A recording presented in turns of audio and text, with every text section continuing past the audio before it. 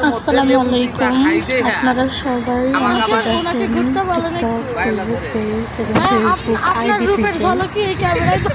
আমাদের সিরাজগঞ্জে খুব উল্লেখযোগ্য একজন বড় ভাই জাকির হোসেন খান, অনেক ভাইরাল পার্সন।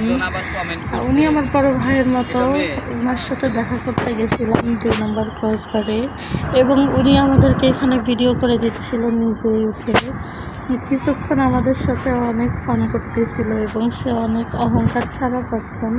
তার সাথে দেখা করে আমাদের অনেক মজা লাগতেছিল। এখানে 2 বোনকে কিছুটা ক্লিপ নিয়ে দেওয়ার পরে ওনার লেবু খাওয়ার কাহিনী শুনতেছিলাম। অনেক মজা করে কথা বলে, লাইক ওনার কথাবার্তাই এত সুন্দর, সিরাজগঞ্জের আঞ্চলিক ভাষায় উনি কথাবার্তা বলে এবং ওনার কথা শুনলে মনে হয় ফাটাফাটি কথা বলতেছে। ওনার কথাগুলো এতই সুন্দর, শোনার মতো, জাস্টিফাইড কথা। তো এখানে আমরা অনেক মজার কথা শুনতেছিলাম, তো অনেক হাসাহাসিও করতেছিলাম।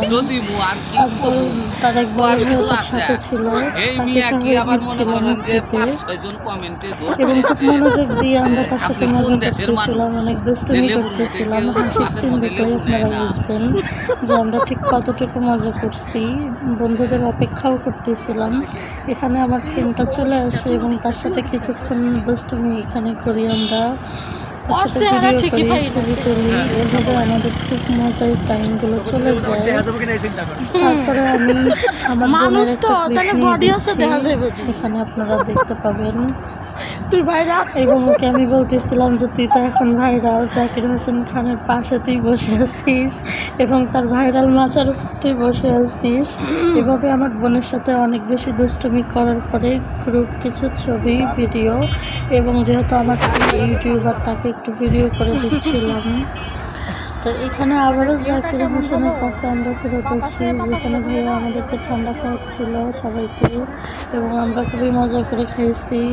খাওয়ার পরে এখানে কিছু দুষ্টুমি ফাজলামি আমরা করে নিচ্ছি। এখানে ভাইয়ার সাথে অনেক রকম পার্সোনাল কথাবার্তা বলতেছিলাম, যেমন ভাইয়া কীভাবে শুরু করলো, একটা কন্টেন্ট ক্রিয়েটরের কীভাবে শুরু করতে হয়। ভাইয়াকে বলতেছিলাম আপনি টিকটক পছন্দ করেন কি না। এখানে এই পর্যায়ে এসে ভাইয়া আমাদেরকে অনেক সাজেশন দিচ্ছিল, লাইক কিভাবে ইউটিউবে ভিডিও করা যায়, টিকটকে ভিডিও করা যায়, পেজে ভিডিও করা যায় এবং আমরা ডেইলি কয়টা ভিডিও ছাড়বো।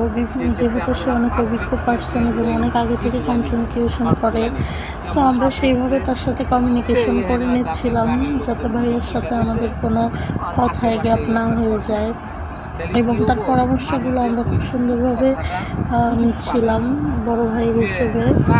তারপরে এখানে সেও অনেক সুন্দর করে আমাদেরকে এক্সপ্লেন করে